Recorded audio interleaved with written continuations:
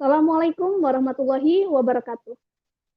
Greetings, friends, wherever you are, and I welcome you all to the international webinar hosted by the Strategic Research and Movement Center of Overseas Indonesian Students Association Alliance, a one-week webinar entitled Ambassadors and Young Leaders Week 2020. Here I am, Alvin Rashida from PPI India, as the Master of Ceremonies will accompany our great speakers and moderators during this session. In this occasion, we will discuss the topic of the importance of morality for youth generation to prepare future generation. And this session will take over 2 hours from 1 to 3 p.m. Jakarta time, which will be led by our two amazing moderators, Ms. Zafira Akila from PPI Jepang and Mr. Fauzan Aziz from PPI Tiongkok. As mentioned in the previous day, this event aims to stimulate a sense of awareness of the significance of international competitiveness, extensive networking, and global collaboration among Indonesian people. To an extent, the ultimate goal of this current session is to unleash the rich potential of Indonesia's human resources to the world and vice versa in order to prepare the Indonesian global emerging leader. Some of you may wonder why we are using English in this event. It's because we aim to build an atmosphere where we can stimulate Indonesian students to master English as international language, get involved in the global society while extending networks, and get more chances to study abroad. So let's establish international atmosphere together, and while doing so, we are introducing the value of Indonesia to the world. Today's session is so special. Why? Because we'll be having a session with young leaders from several university students council from Indonesia and discuss about their own understanding and perspective about morality and its challenges. And have been present with us today, our great speakers, and please allow me to introduce all of them. The first one is President of Universitas Muhammadiyah Yogyakarta Student Council, Mr. Muhammad Iqbal Hatami. The second one is President of Universitas Katolik Parahyangan Students Council, Mr. Muhammad Hakinan Malik. And the last one is the President of Win Syarif Hidayatullah Students Council, Mr. Sultan Rifandi. Before we begin the session, I would like to inform you that in this event, we are also raising funds for COVID-19, especially for our medical team who are at the forefront in fighting against this pandemic. The funds will be allocated for personal protective equipment, which is very crucial for the medical team. And you can donate through the bank account shown below, GoPay, OVO, Dana, Genius, as seen in the box, and written in the description of this video, or you can also scan the QR code below. And thank you very much to all of you who have contributed to the donation. And now, without further ado, immediately, I will pass the session to our first moderator, Ms. Zafira Akila from PPI Jepang. The stage is yours. All right. Thank you very much, Master of Ceremony, for the time. Greetings, everyone, wherever you are, our audience from home. Thank you. My name is Zafira from PPI Jepang, and I will be the moderator for the first session today with Mr. Iqbal from the president, as the president of Universitas Muhammadiyah Yogyakarta Student Council. However, before we move on to Mr. Iqbal's presentation, allow me to read through the event for today.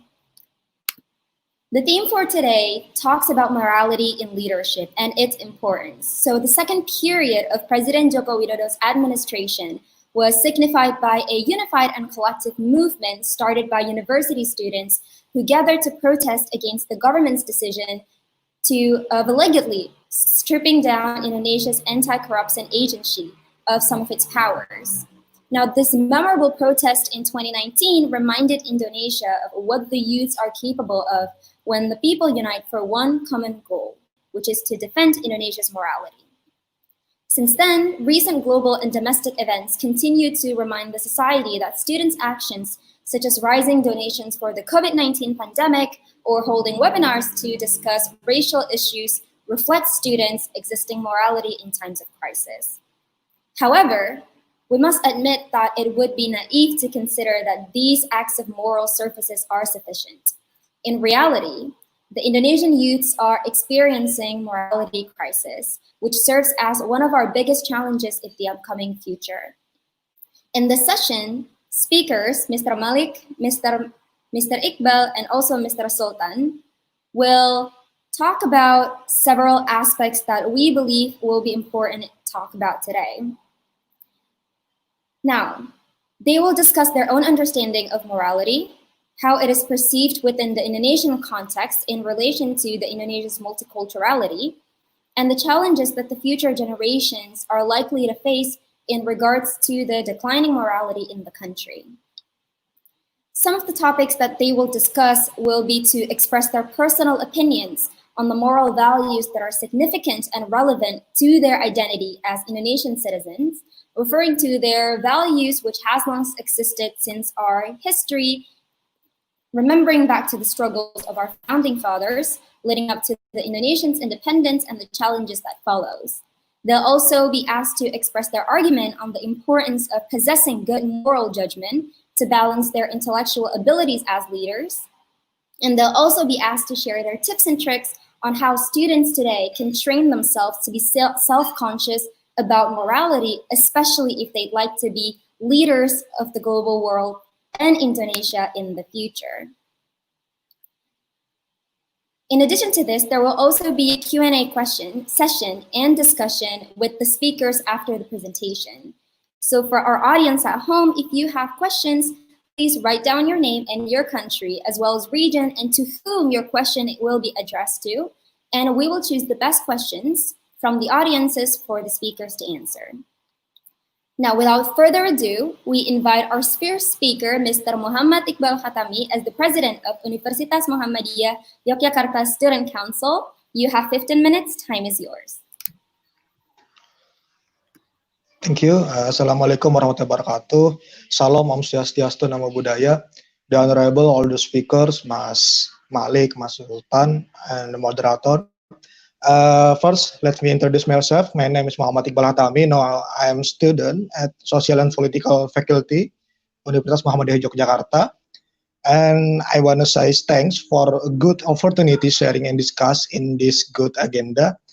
And in this opportunity, we are asked to talk about the young generation and morality.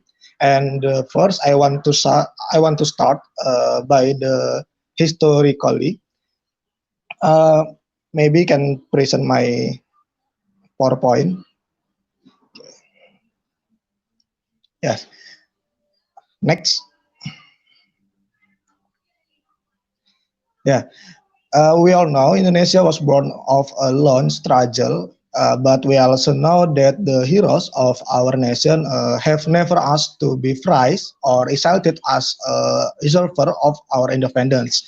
And I believe their great desire is just how this nation generation can continue to preserve and defend our states, Republic of Indonesia, as one unity, and makes good human results according to Indonesian culture, values, and morality values. And then talking about morality and the relations with students, but have historical link, various events that have occurred during Indonesian journey from the beginning of independence until now. We are inseparable from the history and central role of student as the front line in every social and political change that occurs in our country. And this is a form of implementation of moral values related to good or bad things around us. And talking about the value of moral awareness is shown by the student movement, which is usually with action on the issues of rejection of the ruling regime or public policy that not give a benefit for our society, strong mobilization of the mass, or even boycotts and any action more that based on national and international issues. And all the power of this movement is based on a culture of students as a young generation who are critical, sharp in intellectual and rights group as one component of the revolution rather than revolutionary, as well as a large energy that is often involved in any social change in our country. Next. Okay. Talking about historical values, looking back on the Orde Lama, we are familiar with the student movement Angkatan 66, batch 66. Progressing to the Orde Baru, we are shown again with the reform movement, gerakan reformasi by student, and in the Reformation period, since 98 until now, millions of type students still routinely carry out various movements that differ from value of awareness of national problems, of national issue, and anymore. And this events illustrates that the role of student intelligence is so great in fighting injustice. Even the momentum of the struggle began in the pre-independence era when the oppression of the Dutch government against the people had become the initial momentum for the struggle of the critical reasoning narratives of Indonesian students. Next.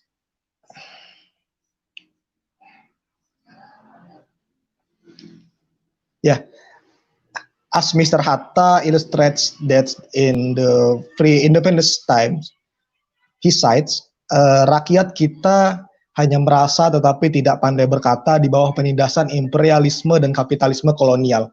Dan petani pandangannya tidak lebih luas dari batas sawah yang dikerjakannya. Maka pemuda Indonesia lah yang belajar pada sekolah dokter di Jakarta yang maju ke muka dan memberi dorongan kepada revel nasional. And then this event was known as the National Awakening Movement throughout the movement of an organization called Budi Utomo, and we all know that this organization was an embryo of the student movement in Indonesia, although it was limited to Japanese priai and aristocrats. It's born to the world, didn't in the slightest balance.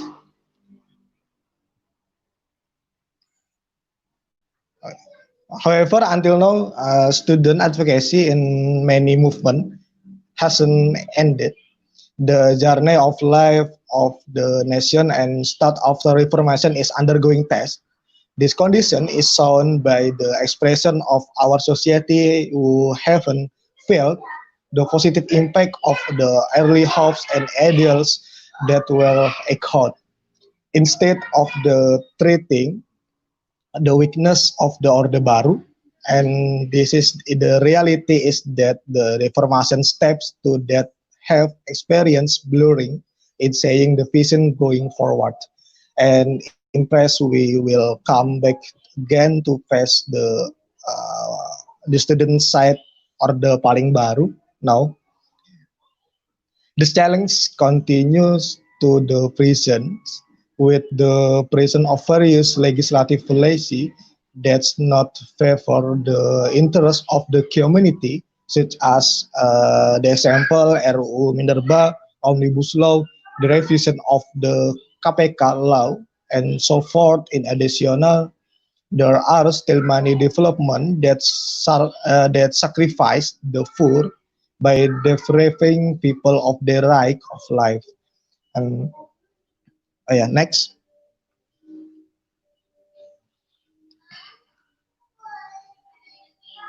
Okay, the awareness and obedience of moral values by student is very important as the basis of its idealist in determining the direction of the movement going forward.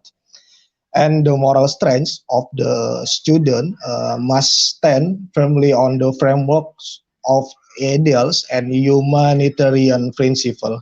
The ideality framework is a sketch of the role as well as the functions as an agent of renewal, an agent of analysis and control and social control, which is the moral basis for fighting injustice as a norm that is constantly lived. The strategic position of students as middle class isn't intended to mediate polemics between the government and the society, uh, due to non-populist regulations. In many ways, the society are always victim of all the regulation that are born from the oligarchy political process. So, with the moral strength of the student prison as a middle class who are in favor of the interests of society, I think only moral strength is able to sit as low as the society feel legal uncertainty, injustice, and other problem and many issues. In the process, the massive cultivation of moral values in young people requires a long-term process of awareness and education. The progress of time is a challenge for us to embody these moral values. And talk about multicultural society. Multicultural society is also a challenge in our nation in the applications of good moral in Indonesia, especially with so much diversity, we will potentially have a horizontal conflict. And since moral values are the limits of value that apply in a place and are agreed upon by many people, it is important to instill tolerance in the applied moral principle. In a multicultural country, solidarity is the key to achieving the goals and ideals of the common good future. And tolerance make us do not discriminate against ethnicity, race, and skin color. Okay, next. Yeah. So, what moral movements are still relevant today for the student doing today? Uh, Today, students cannot just labeling themselves uh, merely as a moral movement. However, a moral movement will not have much impact in achieving its goals if it is not accompanied by a political movement. I repeat, however, a moral movement will not have a much impact in achieving its goal if it is not accompanied by a political movement. The politics in this case, not just referring to government, elite politics, or political parties. However, the politics in this case is referred to here is that politics is everyday in our life because everyday humans will always deal with interest, will always deal with politics, and what are our interests? And namely, our interest is of public welfare. So in this case, student must take sides, which is in favor of the goodness based on the moral values earlier. And more specifically, the political movement in here is a means to bring moral values into the practical realm. With a good moral foundations, our political movement will become strategic and tactic to achieve goals, to achieve a target. This is why, so this is always so that the student movement isn't stagnant and left behind, so that it can continue to transform according to the change to the changing times. Uh, and in the student political movement, we can share role in dealing with various problems, both moving vertically or horizontally. What is clear, moral awareness will be our basis building movement solidarity, especially in student movement. And student morality is about alignments with the public interest. Sometimes ago, about February 2020, uh, I and many WME students we doing demonstration about environmental damage.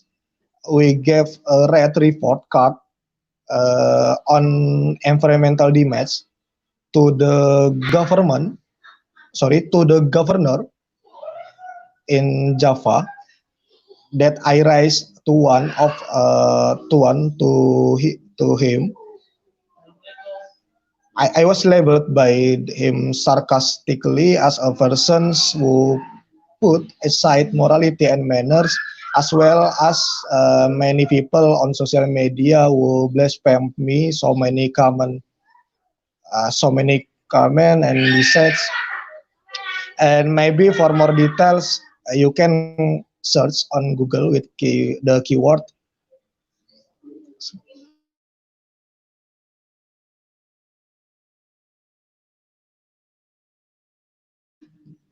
Okay, sorry. Uh, However, at that time, I assumed that my action didn't violate the value of morality because it was one of the action movement, so that the issues that we have studied could be now to many people, to many society, and conveyed directly to the governor as the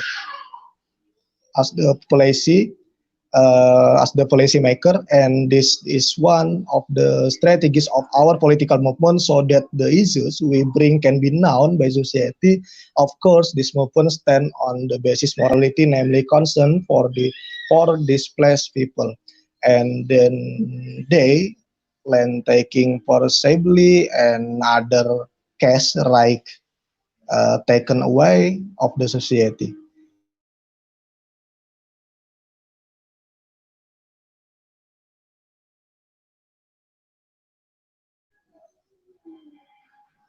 Next.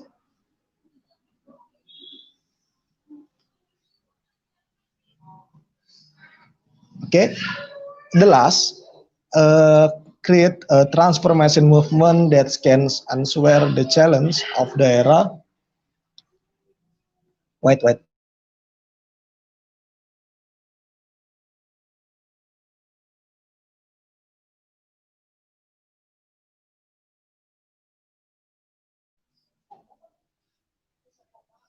Sorry.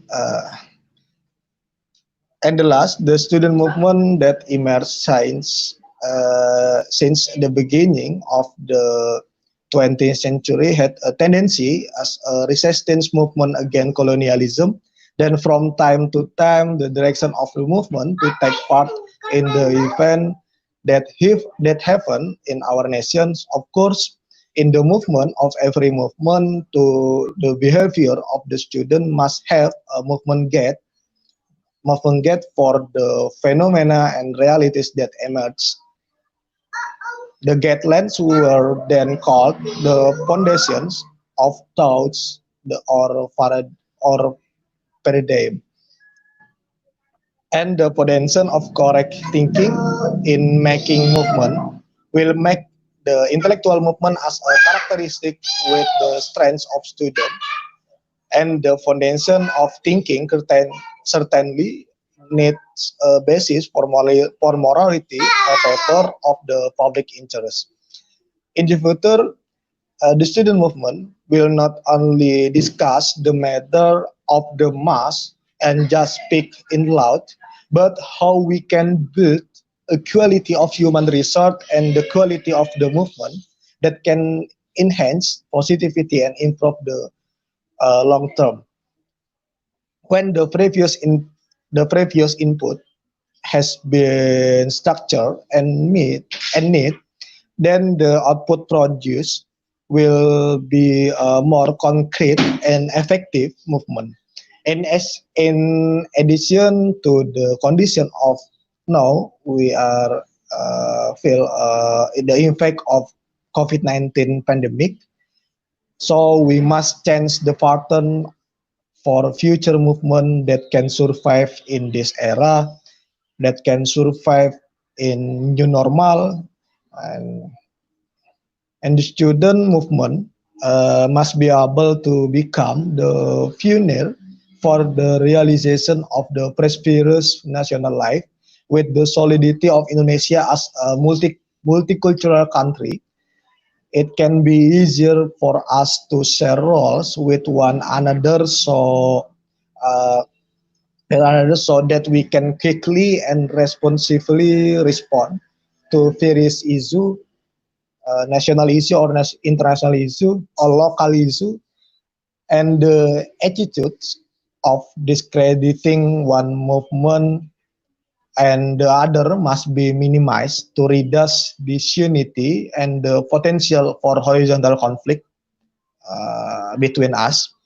And unity is the key to the us, the younger generation, to responding to global challenge and breaking barriers that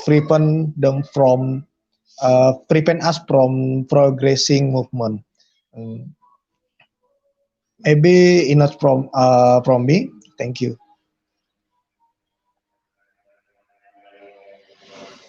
Thank you very much, Mr. Iqbal. You raised some interesting points that I'd like to address, especially one where I believe you mentioned about how our action has to go beyond a moment when it's only trending or going viral on social media, but it has to be a constant movement where we continue to push towards changes, not only for right now, not only when it's only trending, but for the better of our nation, for the rest of our lives. And to me, that was the most interesting key point that you raised. However, some other key points that you also highlighted that I believe deserve some note today is that you also discussed the Indonesian's youth history in addressing moral issues dating back all the way to the instances of Orde Lama and Reformasi movements. And you also highlighted our national heroes argument that points out how the Indonesian people do have the right ideas. It's only that our youths lack the ability to think critically, to express our thoughts and create actual changes. However, that is the responsibility for all of us as students, not only for me, but you as well, and everyone at home watching, that it's our responsibility together to learn how to create these ideas and transform these ideas into actual changes. And lastly, you also shared your own experience in channeling morality in your members' political movement as Universitas Muhammadiyah's Yogyakarta Student Council President. And that was very delightful. Thank you very much, Mr. Iqbal, for your time. Next, we will move on to the speaker, Mr. Malik, to deliver his presentation. However, before that, I'd also like to remind everyone at home that there will be a Q&A session and discussion with the speakers after the presentation. For those who have questions, please write your name and your country in the comment section, and please also let us know to whom your question will be addressed to. Now, without further ado, Mr. Malik, you have 15 minutes. The time is yours. All right. Thank you so much, Zafira, for the time. First of all, Assalamualaikum warahmatullahi wabarakatuh. Salam sejahtera bagi kita semua. Om Swastiastu, Namo Buddhaya, dan salam kebajikan. First of all, I would like to give a big thanks to OISS for holding this event to combine the difference of university president to become a speaker, and not just students, but a lot of other aspects as well.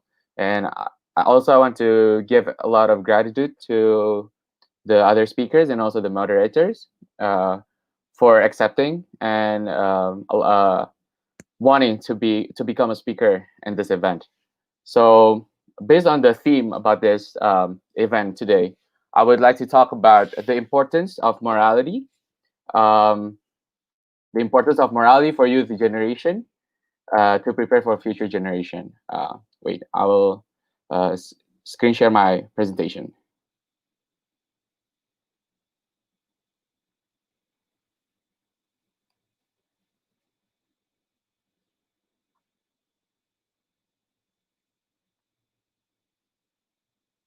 All right. Based on the term of reference that was given to me, this event wanted us to give our opinion or perspective towards looking into what can a youth generation do in terms of becoming the future generation to become the next future leader for our country or nation or Indonesia. And I think that morality is one of the key points in becoming a future highly well-prepared leader to be able to lead the nation in the future. Because as of like the background that was being told by Ms. Zakira before, that in last year scenario there already um, been a big demonstration that was being held by students, and more often lately, students are creating a lot of movement, like a donation, creating a lot of webinars for all the students or a lot of people to provide the needs of loss of education in because of COVID-19 situation. And I think that this event, this discussion, could give us a wider or more diverse approach in saying what a future leader should be or what a future leader should have. And I'm going to thank you before for Mr. Iqbal for explaining all the historical background of Indonesia. Uh, he explained the details about how Reformation and Orde Lama, Orde Baru, and so on and so forth. And in this opportunity and in this time, I would explain my opinion and my perspective and my point of view based on my experience in becoming or serving as the president or head of Students Executive Board in Universitas Katolik Parahyangan. Uh, okay, I'm going next. First, before we jump into my perspective or my opinion, I would like to address the fact about what is morale. Morale is a concern with the principles of right and wrong behavior and the goodness or badness of human character, or concerned with the principles of right and wrong behavior and the goodness of badness of human character. And what is morality exactly? It is also principles concerning the distinction between right and wrong, or good and bad behavior, to what extent to which an action is right or wrong. And based on that fact, I will explain my approach and perspective or point of view about morality condition in students in Indonesia and what we can do and what I think we can do in order to become the future generation to lead our country. All right. So significant moral values. Based on the explanation before, my opinions on the moral values that are significant and relevant to our identity as an Indonesian citizens. The first one is to be able to feel acceptance, to be able to accept the conditions that is around us, that is currently in our environment or society. Why acceptance? Because I think that Indonesia is surrounded by a lot of different religion, ethnics, and also races. And in order for us to be able to do good moral judgment is to be able to accept the condition that is surround us. That's the first step I think that we need to do or we need to have in order to becoming a student or in order to becoming a future leader. Because as a leader, we can never choose our followers, but our followers choose us to be their leaders. And then and because of that, we need to accept the condition that is the state of our followers. Not all followers will be not our team or not our society would be exactly as we expect it to be. So we need to accept the differences. We need to accept their conditions in order for us, in order for we to pursue more further in leading them. So I think that in the first values that we need to have as a person, as and right now as a students, is to be able to accept the difference, the diverse of differences that is are in Indonesia. Because from Sabang to Merauke, there are a lot of culture, there are a lot of behavior, and a lot of differences that are there, and we need to accept the differences. And after we accept it, after we accept the current condition, after we accept the condition that is around us in the environment or in the society, we need to have a sense of respect. Why?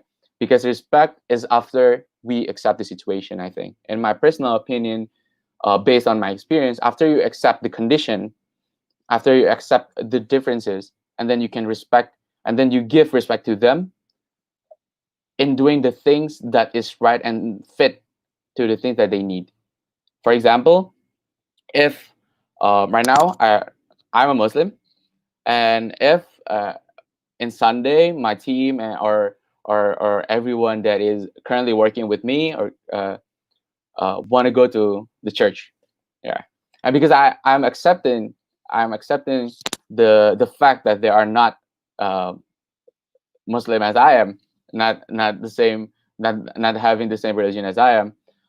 I need to respect the condition that they need to go to church, or I cannot disturb them when it comes to uh, Sunday, when it comes to the needs for them to go to the church, and it all refer to everything that we do in this world. Um, when we already able to accept the condition, for me, when we already been able to accept the differences, there will be less of a conflict to be able to grow, to be able to uh, exist in this world, because we already accept and we already respect that not everybody in this world is you. There are a lot of people out there that is different and have their own perspective, have their own point of view, and that's the beauty of life, and that's the thing that you need to have in order to uh, because do have a good morality judgment or action, is to be able to is the need to accept and respect the differences between others. And next, based on the terms of reference, my argument about the importance of possessing good moral judgment to balance our intellectual abilities. In my point of view, in my perspective, it is very, very important to have a balance between morality and also intellectual abilities. And sometimes it cannot inline in 100% condition. Probably we need to lower both of them in 50-50 conditions. And why I think that balance between these two conditions is very important, because I think in my personal point of view and experience that we can do good and do great at the same time. Why? What does that mean? Do good and do great. In my opinion, do good. In my explanation was that you care about the people. You give them warmth. You give them a sense of safeness to the people that is being led by you. That is being led by you, and then you can also do great by implementing those intellectual abilities, referring to your background studies or background knowledge, and from that you can mix those two in order to becoming in order to solve the current problem. And in this case, I would like to say that we can do good and do great at the same time, but the key is problem solving. Why problem solving? Based on my observation, any organization in the world that is sustained is an organization that is uh, profitable. By means of profitable is not always for money, but also profitable for self development and so on and so forth, connection, networking, everything like that. Not just profitable or beneficial, but also not just beneficial for us, but also need to be beneficial for others. That is what I mean. What I meant by do great. By doing good, using your morality judgment, using your morality education that you have, and then doing great in solving the problems that exist in the current situation by implementing your intellectual abilities background. And you can merge those two. I think in my personal experience, you need uh, you need to merge those two conditions, because if you only have a good morality, you respect others, you give warmth to the people or those around you, you give the sense of safeness to the people around you, but you didn't even solving any problems, and you're just going to be a waste. That is my experience. If you only like be a good friend, just a good friend for others, be a good listener, I don't think that is enough in order to become a future generation or in order to become a future leader of Indonesia. You need to be able to create innovation. You need to be able to create solution in order to fix and to solve the current condition of the problems that exist in the society in Indonesia or in the world. And I think that these two aspects and that is really important for us students in order to become a highly prepared future leader. All right. All right. In all those differences between religions, ethnics, and races, what is the common ground for youth to have their standing point, to be able to have the same sense of feel of those in, despite all the differences? And I think that the first common ground that is really good for us to keep is that humanize humans, that treat others the way you want to be treated. That's simple. Everybody said about that all the time, but it is real, and it is what common ground that we need to hold onto to be able to treat others, no matter what the religion, no matter what the ethnics and all the race, treat them as if you want to be treated. And the second one is democracy is the way we live in this society. I think that everybody has their own perspective and their own point of view, and with acceptance and respect, we need to respect all the opinions that they have. We cannot judge the things that they said. We if it's their opinion, that's their perspective, then that's fine. But if they are wrong, we need to give a right explanation to it in a good way, you know. And lastly, as Bhinneka Tunggal Ika, which is different but one, is our motto as Indonesia, as an Indonesian citizen. And I think that it is very beautiful that we need to hold on to that. As I said before, as we said before, that differences is not a really rare thing in Indonesia, but we need to see differences not as a threat, but we need to see differences as an opportunity for us to be able to do collaboration and innovation in the future, because this era is about collaboration, and this era and the future era is about innovation. And we can do that in joining the differences that is occurring in Indonesia. And I think that's probably it that I can say about my perspective on morality in the youth generation for the preparation for the future leader generation. And I hope this discussion I could give wider, more diverse perspective or point of view in approaching the needs of morality to the students in becoming a people and a future leader for the next generation. Thank you so much.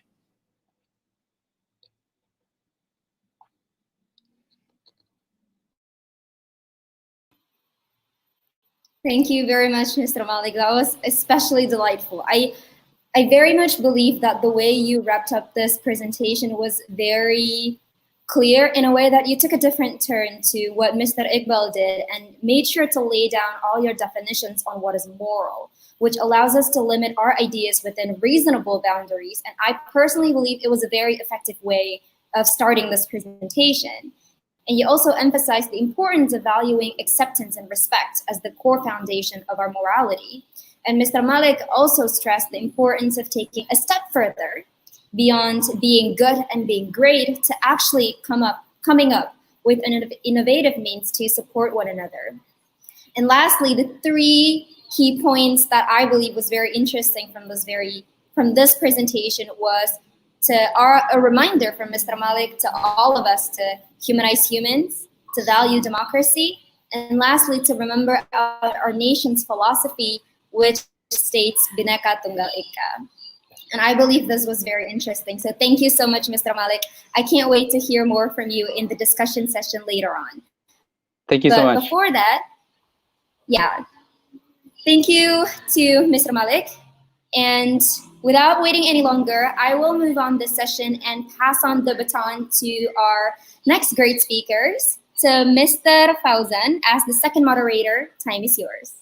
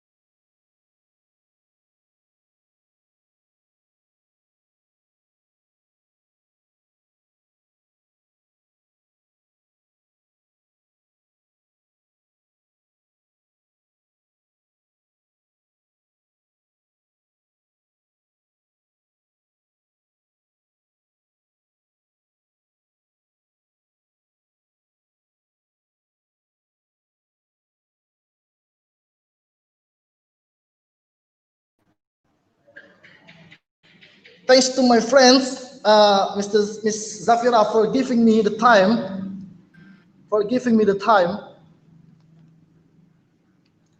Okay, I will introduce myself. My name is Fauzan Adis Maulana. I'm a student in Anhui University for master degree.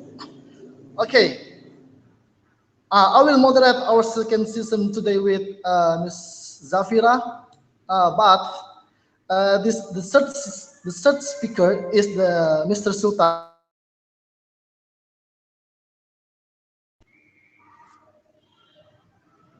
Hello, Mr. Sultan.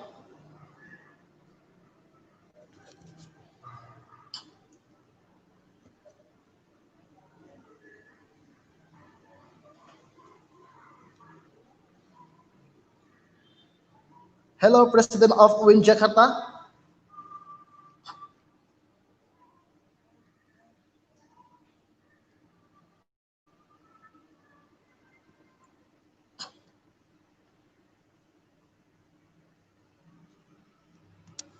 Halo Mbak Zafira. Yes. How this, Mr. Sultan? Maybe I will give back to Ms. Zafira for discuss first, maybe. All right. Thank you so much, Mr. Fauzan. I think Okay. I think Mr. Sultan is on his way. So I think we can wait just a little bit more. What do you think? If not, then we can move along to the discussion session. We hope that's okay with Mr. Malik and Mr. Iqbal for the slight change of schedule. All right.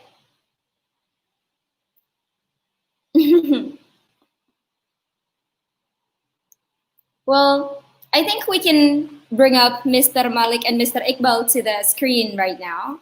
Let's have a quick discussion today. But as we wait for Mr.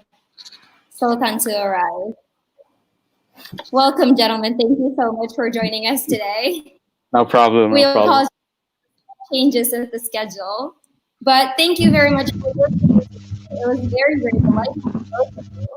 Before we move along for Mr. Sultan, is there anything else you'd like to comment or mention about one of the presentation? Feel free, please, to point out what you believe was interesting from one another's presentation. Sorry, Zafir, can you repeat that? Can you hear me? Yeah, but Hear me now? yeah, can you repeat that? Yes, of course. As we wait for Mr. Sultan, perhaps as we with you gentlemen and me, of course, we can talk about a little bit on what you pointed out, some key points that you mentioned in your presentation, and how this may relate to your personal experience as the president of the Student Council in UMY and also the president of the Student Council in UNPAR. So we can start from either Mr. Iqbal or Mr. Malik. As you worked on this presentation, what was the main ideas that you thought was relevant the most to your personal experience, and why did you decide to bring up the topics that you decided to bring up? Maybe we can do 1 minute each, and then we can move along to Mr. Sultan. How about that? Mr. Malik, would you like to start? All right, probably start with me. Okay. I think that my approach is because that in Universitas Katolik Parayangan, it is indeed a Catholic university, but inside the students are like really diverse. There are a lot of Muslims, a lot of Christians, Buddha, and every religion there is. And because of, I think that's why the values that I put on and that I bring up as acceptance and respect is because in my university that thing is really good. The acceptance and the respect that was given to us, the non-Catholic students, are really great, you know. And but for example, for Muslims, there are a lot of musola. They renovated it, and it is very, very. I think that the respect that they give to us students is really good. So that's the key point that I want to give. That's why the values about the things of the morality that is important that I bring up is to be able to feel accept the current condition, those to the society, and also to have respect to the environment. Guys. Well, thank you, Mr. Malik. I think we share a little bit of a similar experience because, as the same as you are, I go to school in Japan, and in Japan we have very few Muslim students, so I'm just of a minority as you are.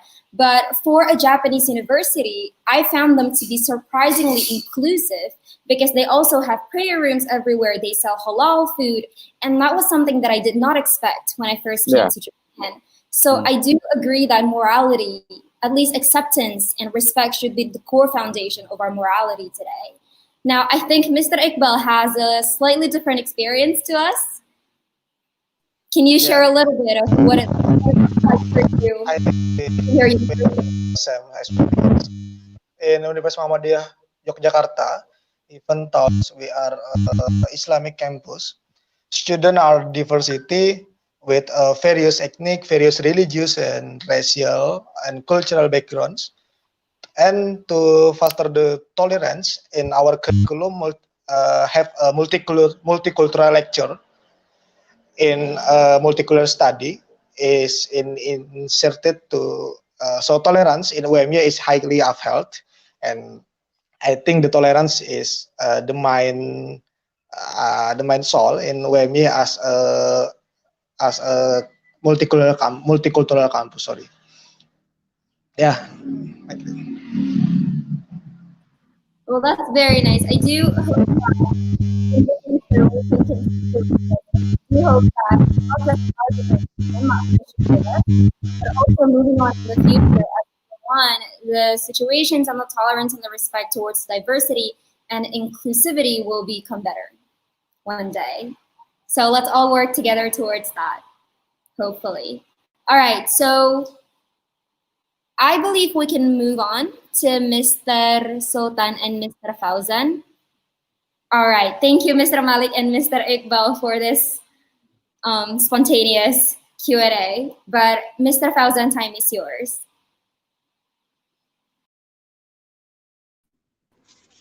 Okay, thanks very much to my friends, Mr. Zafira, for giving me the time. Okay, I want to introduce myself again because this is my president of UIN Jakarta. Okay, my name is Fauzan. I will moderate our second session today with Mr. Sultan. As a reminder, there will be a question and answer session and discuss with the speaker after presentation. For those who have a question, please write your name and your country, followed by your question. We will choose the best question from the audience for the speaker to answer. Without waiting any longer, we invite the street speaker, Mr. Sultan, President of UIN Jakarta Student Council. Hello, Mr. Sultan. Hello, Mr. Okay, check. Okay. Okay, I will give you thank you, my brother. Okay, my brother. I give you the 15 minutes. Assalamualaikum warahmatullahi wabarakatuh. Okay, thank you, Bang Fauzan. Assalamualaikum warahmatullahi wabarakatuh. Is it clear, my voice?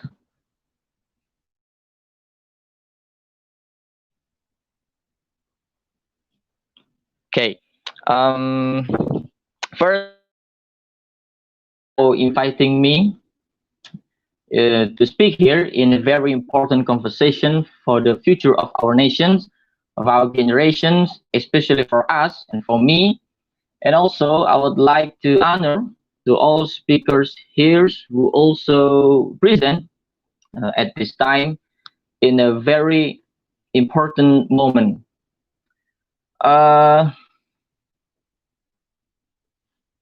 So this meeting is very important because and I will talk a little about leadership and morality, And we know if we talk about morality and leadership, we have to talk with many people, we have to talk with many persons, we have to exchange knowledge, exchange experience across the generation. And so I really appreciate PPI Dunia for holding this meeting. And also, I hope I can get a lot of knowledge from great speakers here while trying to share my own experience. But actually, I'm more comfortable being a listener here between the great speakers, between many students across the world, across the country, as I'm more comfortable in bahasa Indonesia, and I will mix my language maybe. Oke, slide-nya sudah bisa dilihat ya. Oke, saya sebentar.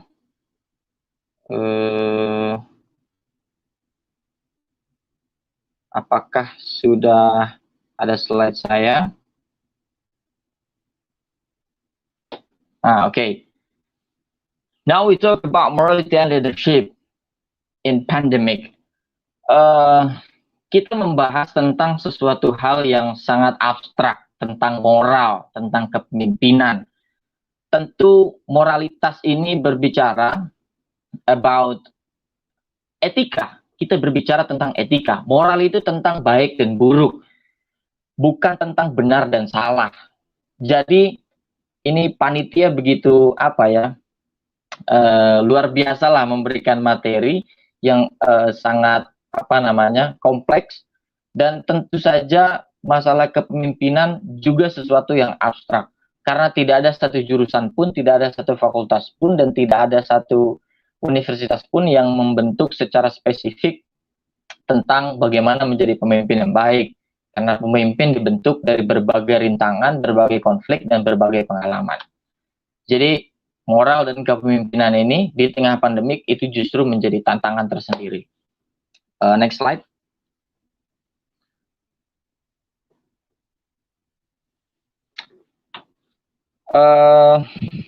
Kita berada di tengah-tengah lahir di negara yang memiliki karakter luar biasa, memiliki jiwa gotong royong yang luar biasa,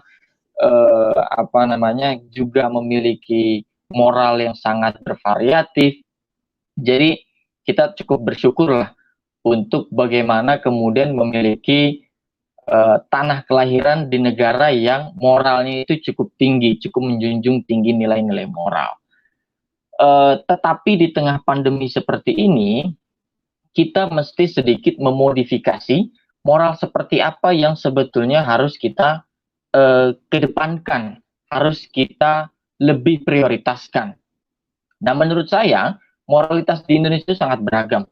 Kalau saya berada di rumah makan yang ada di Jawa Barat, itu tentu ketika habis makan, lalu kemudian kita bertahap, sendawa, gitu kan, itu bagi masyarakat di Jawa Barat, itu sesuatu hal yang sangat tidak bermoral. Tapi kalau kita berikan contoh di daerah lain di Indonesia, sendawa atau bertahap setelah makan itu adalah moral yang bagus untuk diterapkan demi melakukan syukur karena kita setelah melakukan makan sesuatu hal yang sangat lezat. Nah, ini perbedaan moral dan relativitas yang sangat amat kompleks menurut saya. Nah, tentu di tengah pandemik seperti ini, moralitas yang sangat beragam itu harus kita seleksi lagi nih. Mana yang harus kemudian kita terapkan, mana yang harus kemudian kita kesampingkan terlebih dahulu. Nah, dari berbagai macam moral tersebut, ada moral yang sudah melekat di dalam kepala atau menjadi karakter bagi masyarakat Indonesia. Next slide.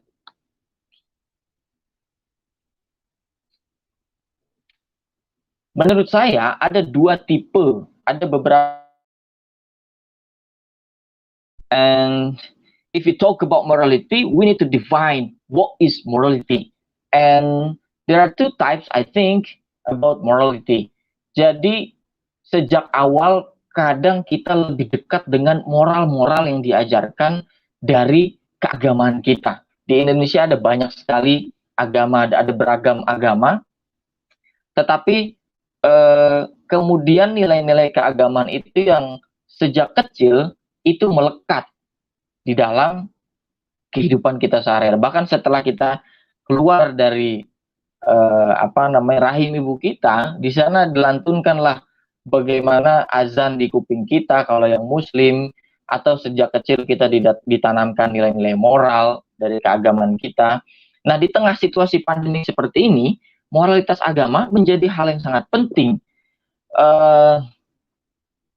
Kita diingatkan bagaimana kemudian pesan dari agama, khususnya di agama Islam, irhamu ma fil ard wa yarhamkum ma fis sama.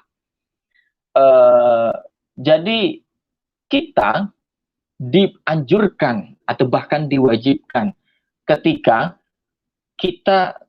kita menyayangi apa-apa yang ada di bumi, maka kita akan disayangi dengan apa-apa yang ada di langit sana. Tentu di langit kita bukan menghayal di sana ada apa segala macam, tapi kita tafsirkan sebagai Tuhan itu senang kalau kita menyayangi apa-apa yang ada di bumi, maka kita akan disayangi juga oleh Tuhan. Nah, pesannya adalah irhamu ma fil ard, bukan irhamu finnas, irhamu syai'in fid dunia. Bukan seperti itu, tetapi sayangi apa-apa yang ada di bumi. Tentu bukan hanya sesama manusia, kita juga harus menyayangi binatang, lingkungan, kita juga harus menjaga kebersihan, keindahan dari sekitar kita, termasuk pada kesehatan. Nah, kita kan sedang berada pada situasi yang pandemik seperti ini. Jadi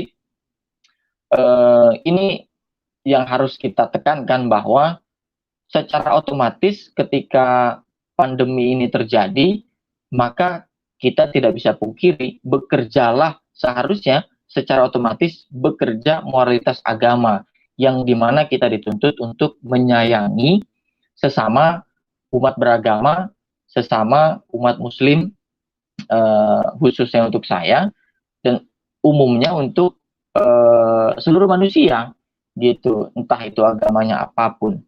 Nah, jadi di tengah pandemik yang luar biasa menyeramkan ini, musuh yang tak terlihat, invisible enemies, tetapi sangat luar biasa membunuhnya, cukup efektif. Nah, disitulah kemudian peran penting moralitas agama bekerja. Bagaimana kemudian kita dituntut untuk berbagi, menolong sesama manusia. Kita juga dituntut untuk bersedekah, melihat berbagai macam kesusahan. Jadi di situ kita harus tekankan. Next slide. Tetapi slide berikutnya, di samping ada moralitas agama, juga terdapat moralitas warga negara. This is the second type of morality of citizens. As a citizens, menurut saya, bahkan tanpa beragama pun kita juga harus berbuat baik. Kira-kira itulah bahasa kasarnya.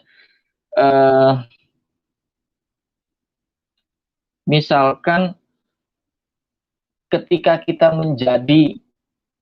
mengidentitaskan diri kita sebagai warga negara, maka tentu agama apapun, budaya apapun, gitu kan, termasuk misalkan dari suku manapun, bahkan dari negara manapun, itu saling tolong-menolong dan bergotong royong juga mesti kita terapkan.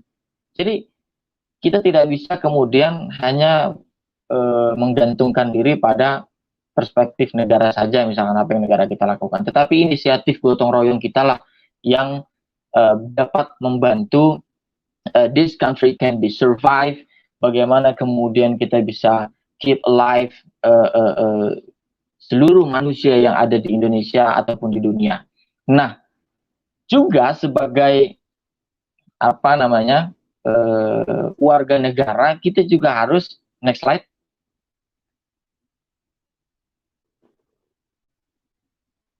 kita juga harus mengaktifkan bagaimana moralitas kepemimpinan diuji. Nah, ini dia poin yang saya sampaikan di slide terakhir saya ini. Kita yang memiliki beragam standar moral tadi, entah itu moralitas dari agama yang berasal dari suku kah, kedaerahan kah, termasuk moralitas warga negara, itu kita mampu untuk mengkombinasikan segala macam moralitas itu. We have to combine in all of morality yang dari berbagai apapun, termasuk ketika kita menjadi warga negara yang baik dan kritis. Nah, di sini kemudian tumbuh bibit-bibit leadership, bibit-bibit kepemimpinan. Jadi kita harus membaca situasi di tengah pandemik seperti ini, siapa yang kemudian intuisi kepemimpinannya aktif. Intuisi kepemimpinan itu bukan sekedar dia bisa tetap hidup besok, tetapi juga bisa menghidupkan banyak orang di sekitarnya. Itu pertama. Jadi, khairun nas anfa'uhum linnas. Ketika kita tidak bisa bermanfaat bagi orang lain, disitulah kemudian peran kita hanya sebatas individualistik. Tetapi ketika kita berhasil memikirkan orang banyak, secara moral kita sudah terdapat bibit-bibit leadership di sana. Yang kedua, moralitas kepemimpinan yang mesti kita jalankan juga termasuk untuk mengawasi jalannya pemerintahan ini. Kita tahu negara manapun itu tentu belum ada yang sepenuhnya siap untuk menjalankan situasi di tengah pandemik seperti ini. Tetapi tentu mitra kontributif, mitra kritis, dan mitra solutif kita lah yang harus kita kembangkan. Sehingga kita harus tetap memberikan masukan, kita harus tetap kemudian mengawasi jalan pemerintah, kita harus mengawasi the public policy and the implementation-nya, dan berbagai macamnya, termasuk kritik-kritiknya. Jadi, mulai dari moralitas agama, mulai dari moralitas sebagai warga negara, di sanalah kita kombinasikan untuk kemudian memupuk moralitas kepemimpinan untuk kemudian tetap menjaga kehidupan kita besok tetap ada, bulan depan, tahun depan, dan seterusnya, bangsa Indonesia masih tetap ada. Nah, disitulah kemudian pentingnya critical mindset, kemudian jiwa-jiwa kritis seorang manusia. As young people like us, kita juga harus bagaimana sebagai anak muda ini tetap bisa mengaktifkan daya kritis kita, karena tentu inisiatif kita lah, masing-masing dari kita lah yang kemudian bisa menyelamatkan bangsa ini, bisa menyelamatkan dunia ini. Tanpa inisiatif dari warga negara, tanpa inisiatif dari anak-anak muda, ya kita akan kewalahan. Termasuk kalau kemudian kita hanya sebatas menjalankan moral sebagai individu saja, maka saya pikir tidak akan ada yang namanya gotong royong, tidak akan ada yang namanya saling menolong. Tetapi ketika kita kombinasikan berbagai moralitas tadi, lalu kita pupuk untuk kemudian dimodifikasi sebagai anak muda yang memiliki jiwa kepemimpinan tadi, maka sebetulnya kita sedang tidak menjadi orang yang egois, individualistik, tetapi kita sedang menanamkan bibit-bibit leadership untuk menyelamatkan dunia. And we are all the leaders to save the world. Thank you very much. Terima kasih.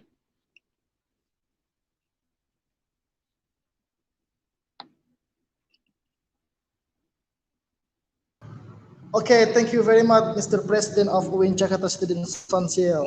Okay, my brother, Bang Fauzan. Okay, you have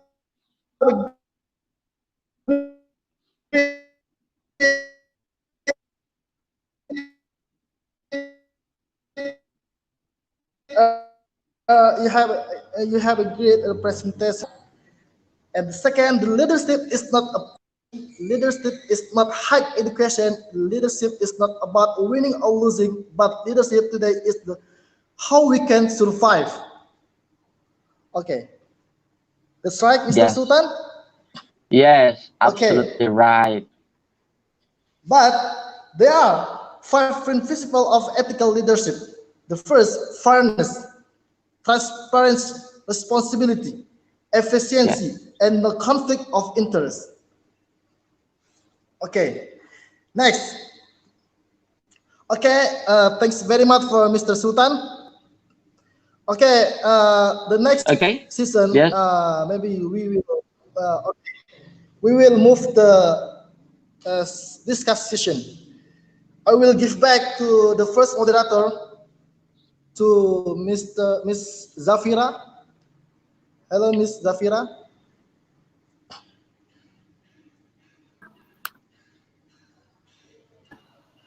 Hello? Can you hear me? Hello. Okay, maybe I will give you back to discussion. Okay. Thank you, Mr. Fauzan, for the time. That was very great, gentlemen. Welcome. All right. Now, we will move on to the third event, which is starting the discussion session. And I will be reading the discussion questions according to the terms of requirements that we have sent in to the speakers. Now, if I may be joined today by all of our speakers right now, I think that can help us have an easier discussion.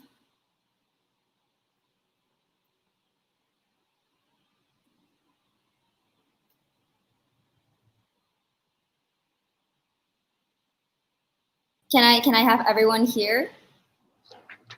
Along with Mr. Iqbal. There we go. Good. Great. All right. Perfect. All right.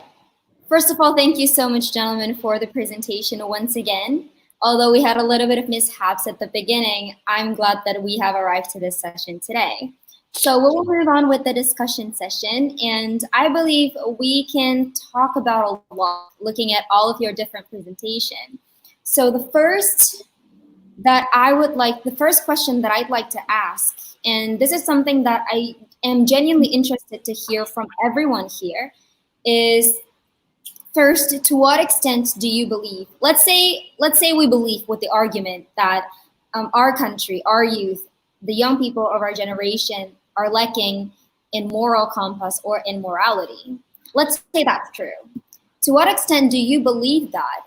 And to what extent do you believe that this lack of moral values or moral compass is related to the limited moral education that we receive in school back when we were little all the way up to when we are in university? Anyone wants to start us off? Mr. Iqbal, do you think he can start Okay. and see what Okay, thank you for the question. Yeah, can you hear me? Yes. To what extent do you believe that our lack of moral compass, if that is true, is related to the limited moral education that we receive in school, or not necessarily the lack of moral education, but in the different ways that the moral education could have been taught to us back when we were little in school? What do you think? Okay, I think the moral must be possessed by our leaders today and in future is to have a sense of sympathy and empathy and participantship towards the fulfillment of right and solving the problem of the lower class of our society.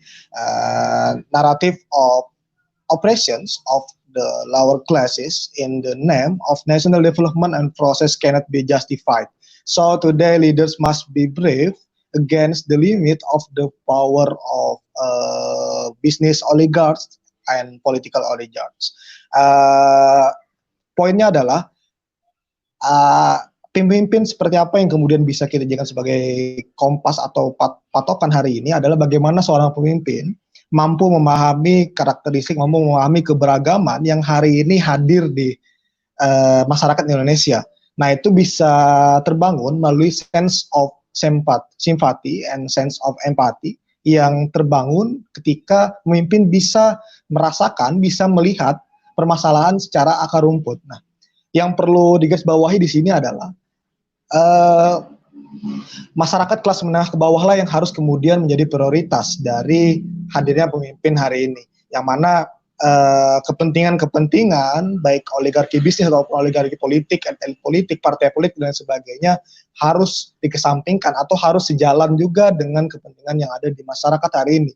Nah, kita bisa lihat permasalahan yang ada hari ini, bagaimana banyak aturan-aturan yang kita pikir tidak sejalan, tidak menjawab berbagai permasalahan di masyarakat, bahkan itu bisa dilihat dengan banyaknya gelombang-gelombang protes, gelombang kritik, dan kesadaran di masyarakat terus terbangun dengan hal ini. Banyak masyarakat yang semakin sadar bahwa hari ini mereka semakin bahasanya ditindas, mereka semakin tidak diprioritaskan dan lain sebagainya.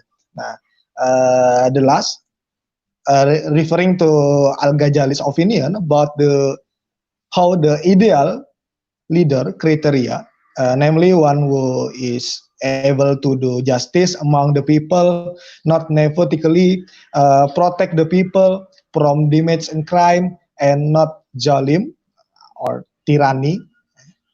And maybe that's the answer for me. Thank you.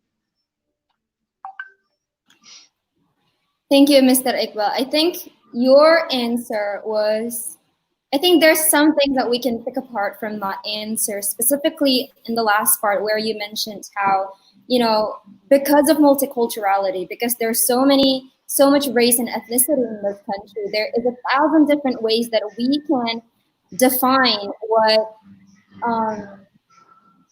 what kind of leadership is defined as good or not good, what kind of leader is decided by the society as acceptable or is just. There's a lot of different ways that we can define that, and maybe I believe that is why we are trying to find a common ground here today. So that is something that I think our gentlemen today can think about and see whether you can come back to that later on. But let's move on. Mr. Sultan, would you like to respond to the same question or respond to Mr. Iqbal's answer? But I can't hear you clearly, Zafira. Maybe I try to answer the question. Yes, I really agree with Iqbal. The critical thinker must be speak up, and kita tahu bahwa sekarang ini sedang situasi yang undesigned conditions, di mana semua ya kaget tentu saja, semua panik, semua merasa bahwa entah itu pemerintah, entah itu masyarakat tidak mengira bahwa tahun 2020 seperti ini akan terjadi, ya bisa kita bilang biological war atau wabah pandemik seperti ini. Nah tentu kritik-kritik yang harus kita lantunkan, yang harus kita gaungkan, itu dalam konteks memberikan masukan untuk penanganan, entah itu penanganan terhadap korban, ataupun penanganan dampak dari pandemi seperti ini. Itulah menurut saya yang menjadi a new kind of ethics yang mesti sama-sama kita transformasikan di dalam membentuk sebuah perjalanan panjang untuk membuka kembali kehidupan a new normal life yang sering digaungkan oleh pemerintah atau berbagai kalangan. Jadi jangan sampai ada yang mengatakan, wah sekarang ini ada demo, sekarang ini teriak-teriak, sekarang ini aksi, orang lagi kayak gini kok malah bersuara seperti itu. Justru saat ini adalah saat yang tepat untuk terus memberikan masukan, gitu loh. Jadi itulah mungkin sedikit. All right. Thank you so much. I think that's a good way to wrap us off.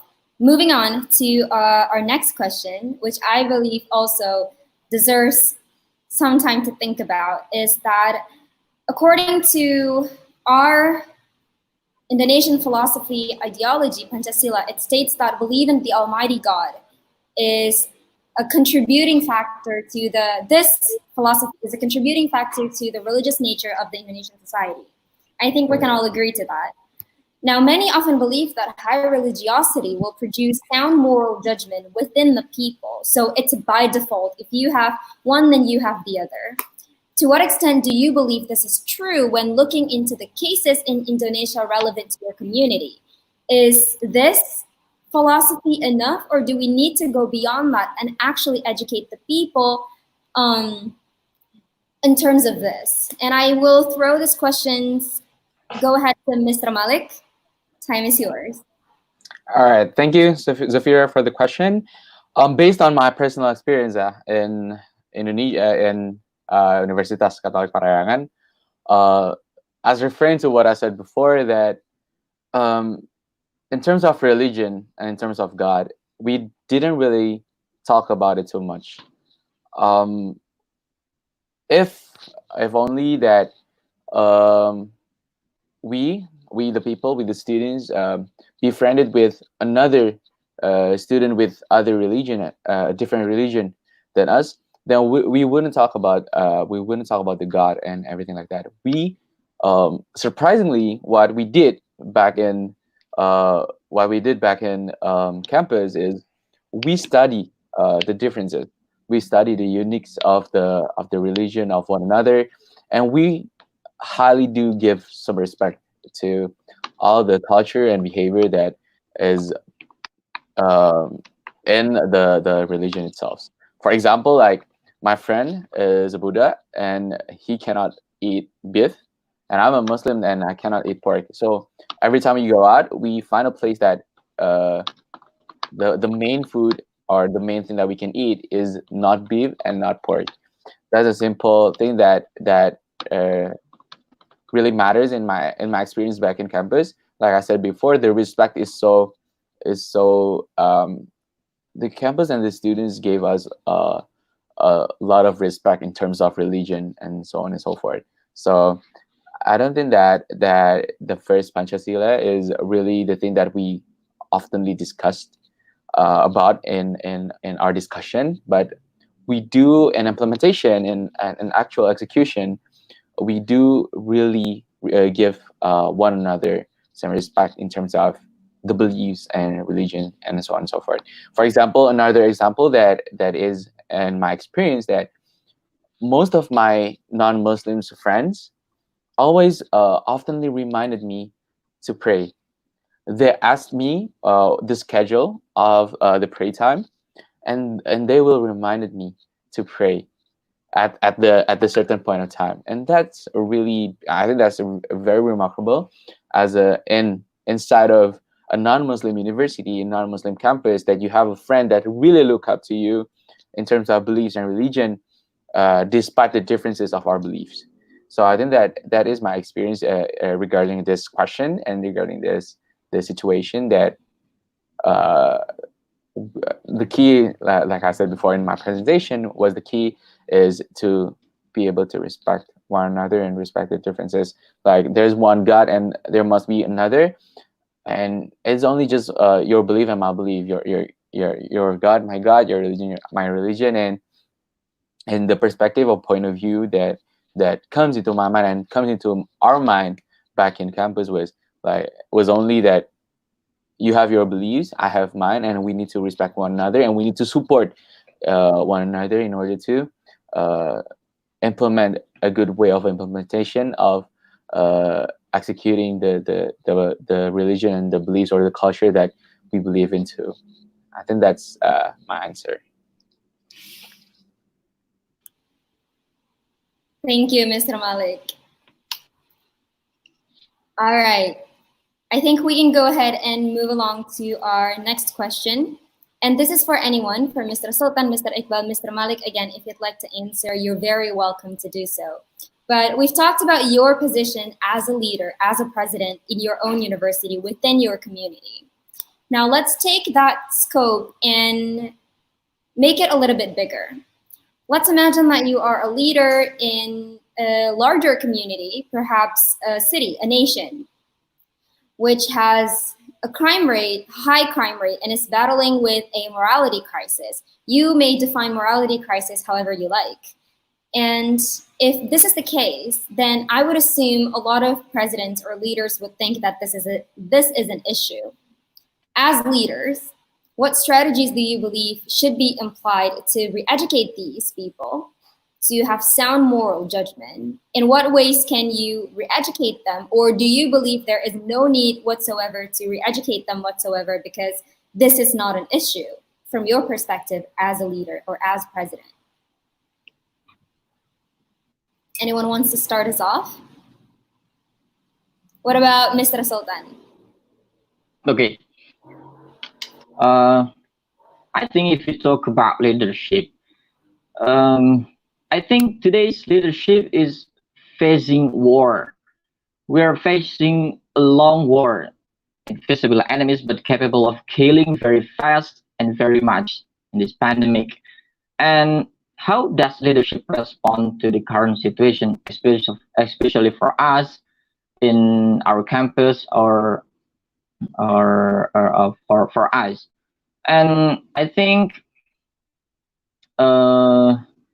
if we know it is war, then the leadership perspective must be changed. Leadership is not positions. Itu bukan sebuah tentang jabatan, bukan tentang sebuah kemenangan, bukan seperti yang tadi Bang moderator saya bilang tadi. Tetapi yang kita harus pahami di tengah pandemi seperti ini adalah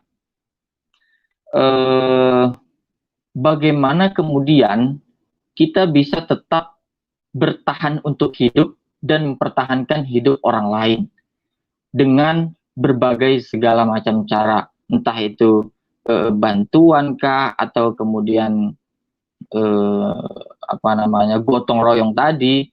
Jadi bukan lagi perspektifnya adalah bahwa wah kita ini nomor satu, kita ini harus IPK-nya bagus, misalkan kita ini harus mendapatkan jabatan posisi, tetapi tentang bagaimana kemudian kita bisa tetap memotivasi diri kita dan orang lain untuk bisa survive di tengah krisis kesehatan seperti ini.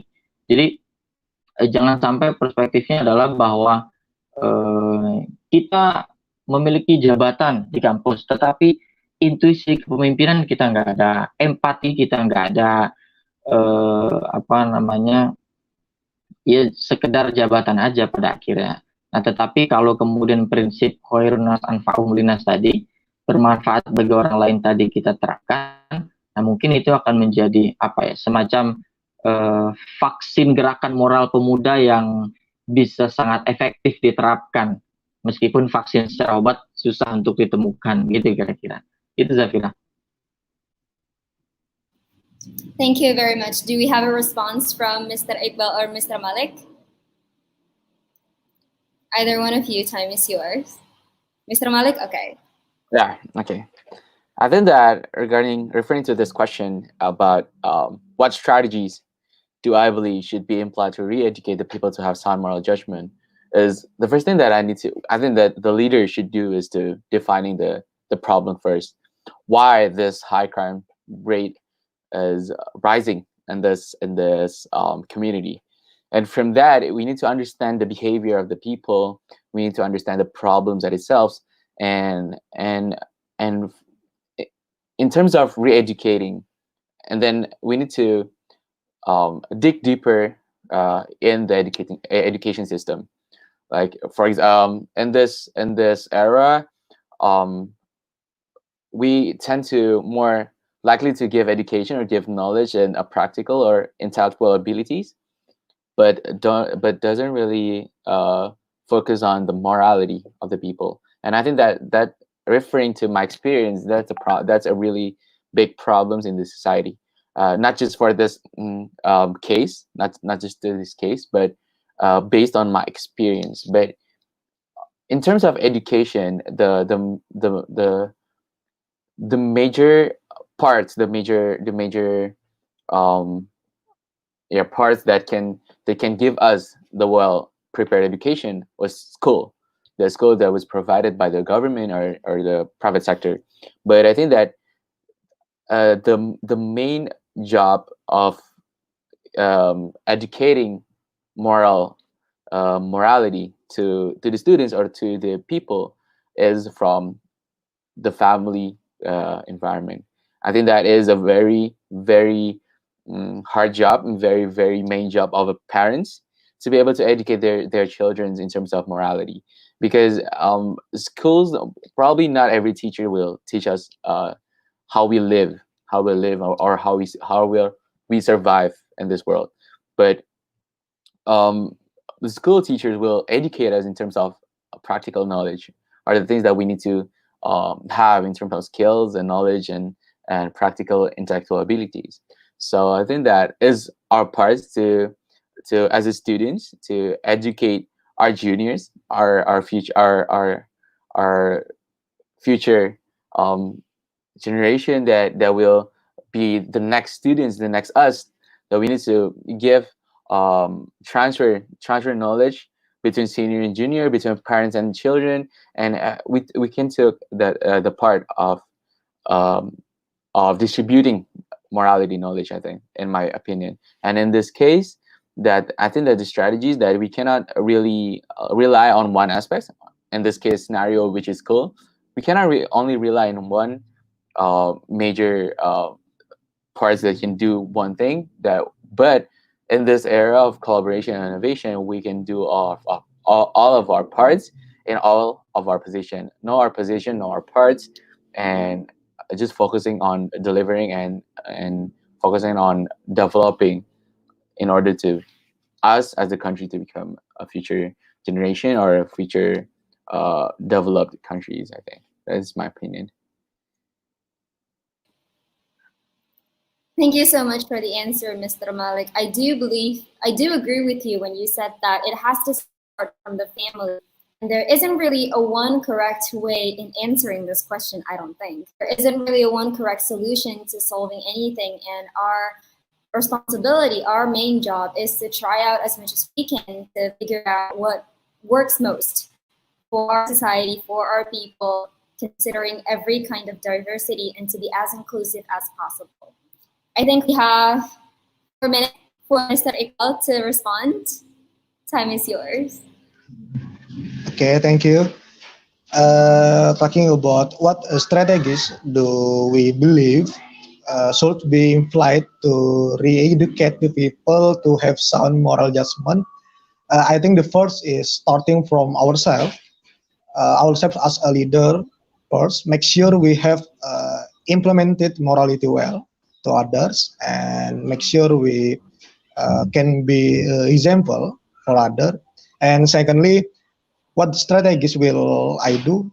I believe that the environment has a big influence on the formations of the society's characters. So what needs to be done is the establishment of a good environment and support moral applications. And many ways that can be done, such as making writing rules, making agenda of activities at moral education, and many more. Next, how do I ensure that I am not a leader for personal gain, for personal interest? Okay, to leader success is good communications. So I must be intensely aware of the condition of the community and be transparent in every work that is done. And balik lagi ke pernyataan saya yang presentasikan tadi, bahwa saya sepakat juga tadi yang dikatakan oleh Mas Sultan, bahwa penting kiranya kita juga memiliki rasa simpati, rasa empati, dan mengerti kepada apa yang kita pimpin, kepada orang-orang yang kita pimpin. Artinya kondisi multikultur, kondisi keberagaman Indonesia ini menjadi sebuah tantangan yang tersendiri bagi kita, karena dengan keberagaman inilah juga memiliki keberagaman masalah dalam hal moral.